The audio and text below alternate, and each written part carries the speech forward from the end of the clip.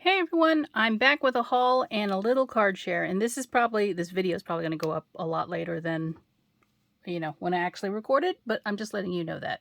So let me show you what I used to make my card, and then I'll show you the haul.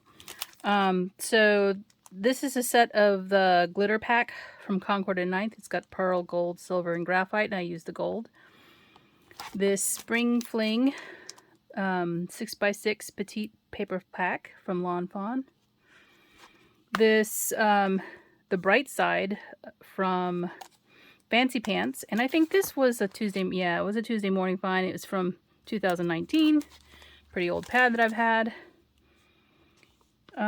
Stamps, I used this Simple Stems stamp set and this Delightful Dahlia Editions. I used sentiments from both sets. And then for the dies, I used Waffle House Lacy Layers 2. I used the outermost die. And this is not a frame, it's a layer that it makes. I used the A2 Lacy Layers die. Again, I used the rectangle, stitch rectangle in here that I'm pointing at. And I think I used this smaller one as well for my sentiment on the front of the card. And then I cut a window just to give another layer, using my Spellbinder square die right here, this one right here, for the size because it fit very well. So those are the things I used for the card. And the card is actually my Mother's Day card for my mother. I know this is probably going to be show after Mother's Day actually happens. So here is my card. Now, this die cut is actually something that Lilibeth sent to me in Iraq. And she sent me a whole bunch of tags, and this was one of them. And I think this is the Simon Says Stamp Rain Boots die that she's cut here, and it comes with the tulips. It's one die, and then you can paper piece all of this stuff. So I don't know what paper pack she used here for the boots, but I went ahead and tried to match it as best as I could for the colors. And my mother, she has always had a garden, when I was living with her and even afterwards, but now that she's living with her sister, she doesn't do much gardening. So I thought this would, cheer her up a little bit. So she's getting the rain boots with the tulips in it, and Lilibeth did all of this paper piecing, and I just used the different layers to put together the front of the card. This is cardstock for the base from Paper Tray Ink. It's the Bright Buttercup. And you can see which sentiment I used with the pattern paper. I tried to use some of my scraps up. And then on the inside, this is one of the sentiments in the stamp sets that I showed. So that is my Mother's Day card. I hope she likes it.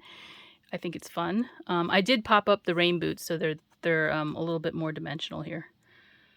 So that's the card. And actually, it came on this frame, and I think because this is a glitter cardstock, the glue did not stick. So when it came off, I thought, well, I'll just put it back on a frame that's on my card. And instead of using this pom-pom trim, because I know what's going to happen, this trim will make the card thicker when I go to send it. So that's one of the reasons why I didn't reuse the frame itself. Instead, put it on a card with a frame that I just made. Okay, so that is my card. My haul is from a couple of different places. It's not a big haul. This is from Tuesday morning. I popped in there while we were picking up dinner. This one is the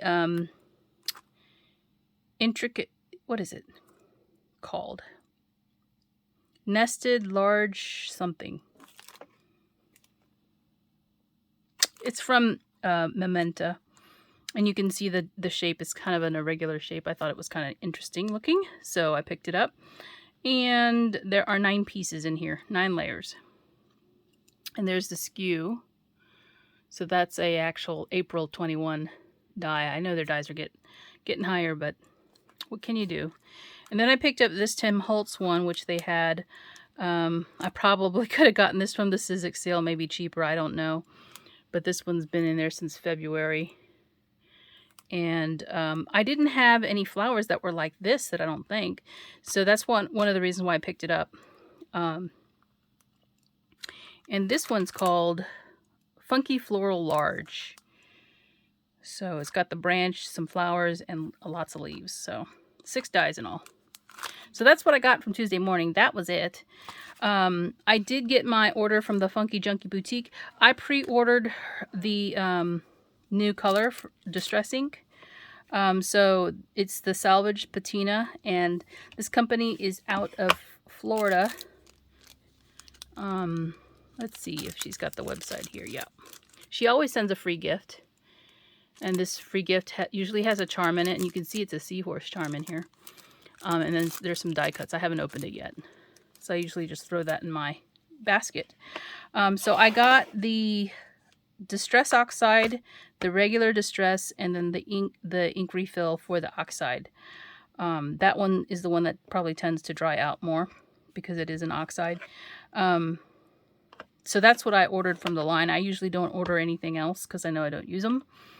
And in addition, she had these 2 embossing folders in the store. So this one is a frame that gets embossed and cut at the same time. And this is a 3D embossing folder, so you have to make allowances for the extra thickness of this folder. And I believe if you want to see what it looks like, Jill Norwood, on her YouTube channel, she had a recent video where she showed this cut out of foiled cardstock. So it's a really pretty frame that I think you can use for a lot of great, like you could put a sentiment in there because it is big enough to stamp a sentiment in there. And what is it called? Floral Frame.